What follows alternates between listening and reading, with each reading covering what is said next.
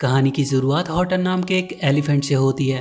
वो नूल नाम के एक जंगल में पूरी मौज मस्ती से रहता था। एक दिन हॉटन वहीं के तालाब में नहा रहा होता है। तभी उसे एक बहुत ही छोटी सी आवाज सुनाई देती है। उसे लगता है शायद उसके कान में पानी चला गया होगा, इसलिए वो उसकी तरफ ध्यान नहीं देता। जंगल के कुछ जानवर के बच्चे हॉटन के दोस्त थे। वो उसी के साथ पूरा दिन जंगल में मस्ती करते रहते थे। वहाँ एक कंगारू भी थी जो अपने आप को उस जंगल का हेड बताती थी। वो सबको अपने लॉ के मुताबिक जंगल में रहने को कहती थी। वो अपने बेटे को हमेशा से हॉटन के साथ खेलने से मना करती रहती थी। उसे लगता था कि हॉटन जंगल के बाकी सभी बच्चों को बिगाड़ रहा है। हॉटन अपने दोस्तों के साथ बातें कर रहा होता है। तभी उसे फिर से एक छोटी सी चीज से एक आवाज सुनाई देती है। उसे ऐसा लगा मानो उसे एक छोटे से कण पे एक छोटा सा परिवार बसा हो जो उससे मदद मांग रहा है। हॉटन उस छोटे से कण को पकड़ने के लिए जाता है, पर वो इतना छोटा था कि उसकी थोड़ी सी भी हरकत की वजह से वो उसके हाथ से निकल जाता था। हॉटन उसे अभी भी पकड़ने के लिए उसके पीछे पीछे भाग रहा होता है। तभी रास्ते में एक मंकी का ग्रुप उस पर बहुत सारे कीलों से हमला कर देता है। वो भागते भागते फिर से वही तालाब के किनारे ही पहुंचता है। वो वहां से एक क्लॉवर फूल को तोड़ लेता है और उसी के ऊपर उस छोटे से कण को टिकाता है। वो उसे लेकर तालाब से बाहर आता है और उसे देखकर उसे समझने की कोशिश कर रहा होता है कि वाकई में उस पर कोई है या नहीं। तभी वहां वो कंगारू आती है। हॉटन उसे बताता है कि इस छोटे से कण पे रहने वाले एक आदमी ने उससे मदद मांगी है। कंगारू हंसने लगती है कि ये क्या बातें कर रहा है। वो कहती है कि इतने छोटे लोग होते भी नहीं हैं।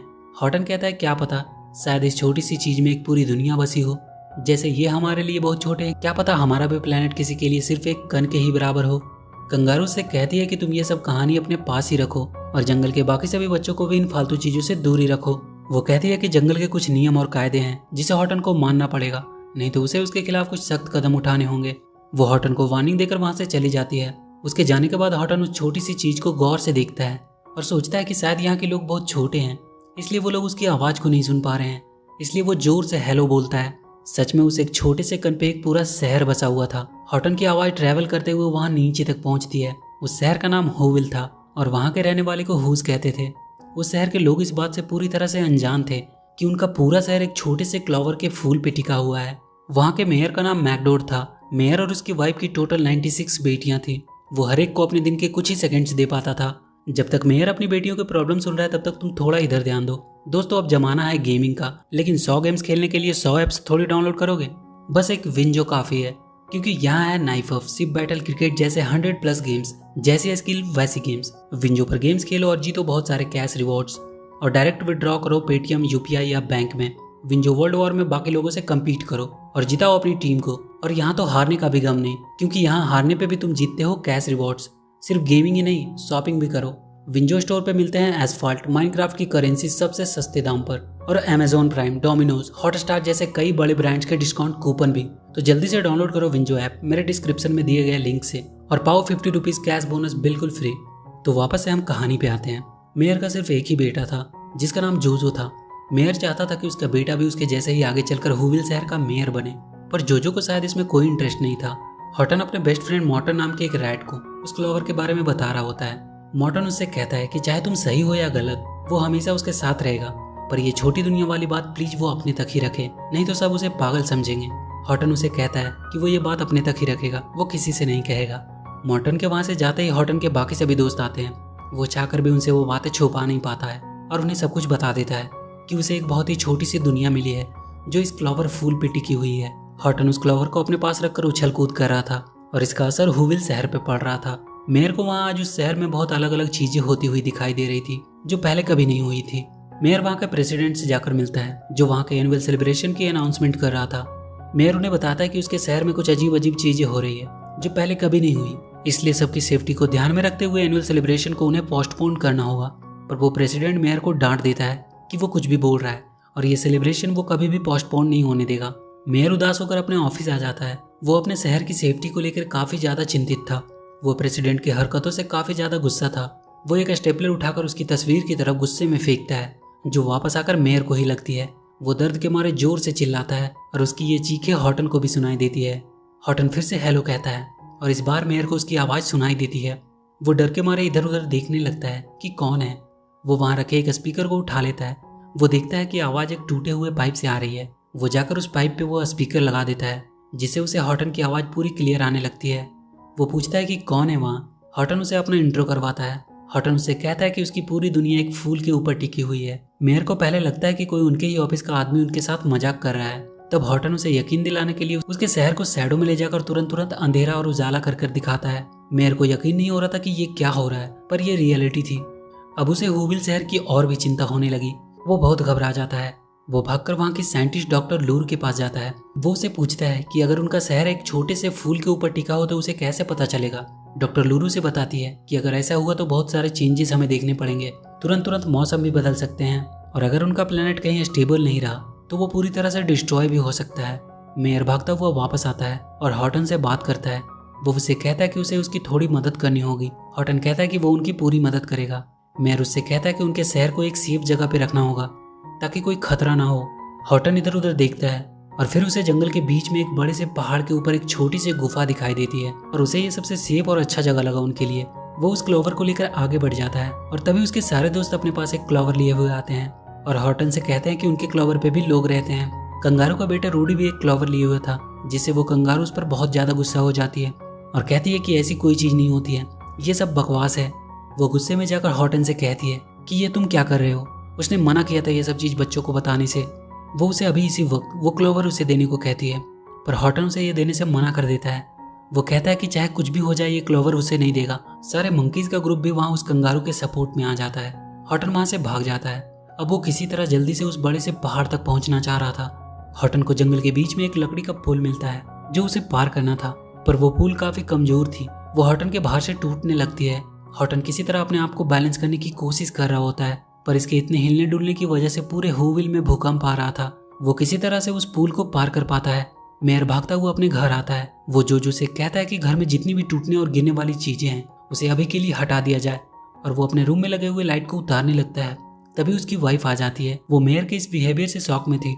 मेयर अपनी वाइफ को सारी सिचुएशन समझाने की कोशिश करता है, पर उसकी वाइफ के समझ में कुछ भी नहीं आता है। रात को मेयर फिर से हॉटन से बात करता है और पूछता है कि क्या वो अभी तक सेफ जगह पहुंचे या नहीं। हॉटन कहता है कि अभी वो रास्ते में ही है, पर कोई टेंशन की बात नहीं है, वो उन्हें बहुत जल्द ही वहाँ सही सलामत पहुंचा देगा। तभी मेयर की वाइफ उसे नीचे बुला लेती है। आगे हम मेयर के बेटे जोजो को देखते हैं, जो रात में हूविल शहर के बंद पड़े रिसर्च सेंटर में जाता था। शायद यही वो जगह थी जो उसे सबसे ज्यादा पसंद थी। इधर वो कंगारू एक वल्चर के पास पहुंचती है और उससे हॉटन की वो क्लोवर छीनकर डिस्ट्रॉय करने की सुपारी देती है। हॉटन जंगल में सो रहा होता है और उसका क्लोवर वहीं बगल में रखा हुआ था। उसे बहुत ठंड भी लग रही थी। हूविल की साइंटिस्ट डॉक्टर लूरू मेयर के पास भागती हुई आती है और उसे बताती है कि समर के सीजन में बर्फ गिर रहे हैं।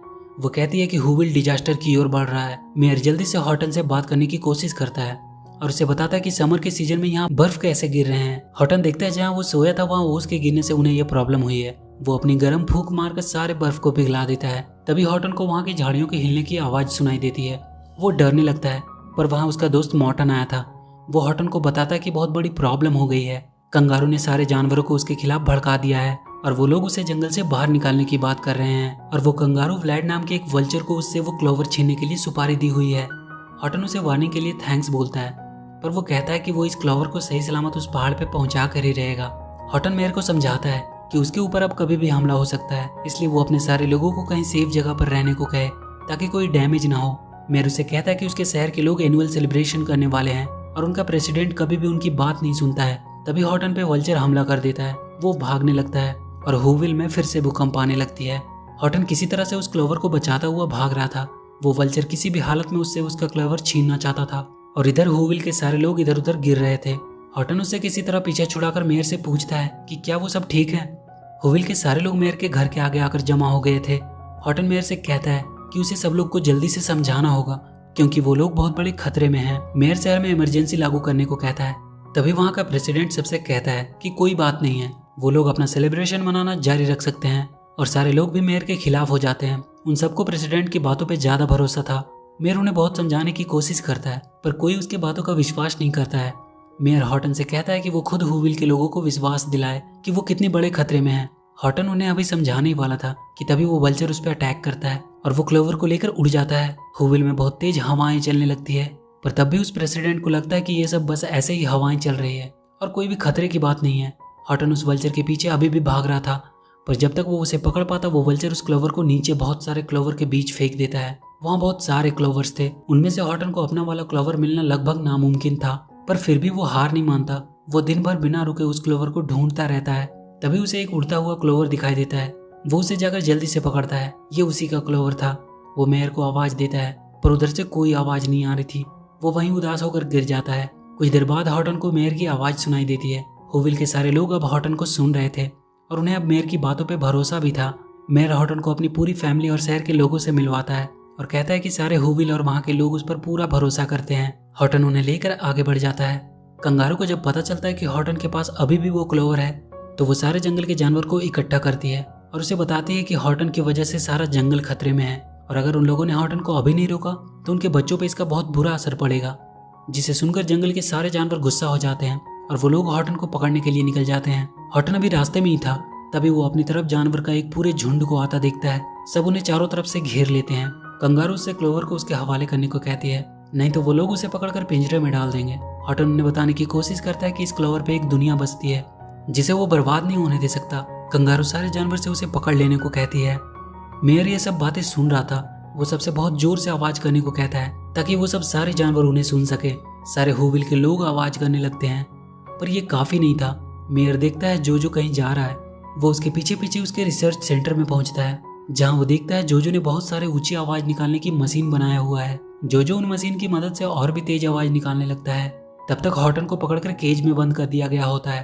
कंगारू से वो क्लोवर ले लेती है और उसे एक खौलते हुए तेल में डालने वाली होती है पर उसका बेटा रूडी उसे तेल में गिरने से बचा लेता है। वो कहता है कि उसने कुछ आवाजें सुनी इससे। वाकई में उससे अब आवाजें आ रही थी और सारे जानवरों को भी वो सुनाई दे रही थी। वहाँ के सारे जानवर उस आवाज को सुनकर हैरान थे। रूडी उस क्लेवर को वापस से हॉटन को दे देता है।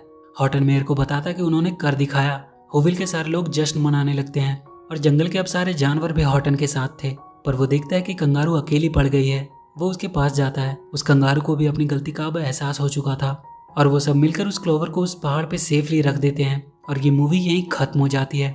तो वीडियो अगर अच्छी लगी तो please do like and share the video and please subscribe to my channel and press that bell icon.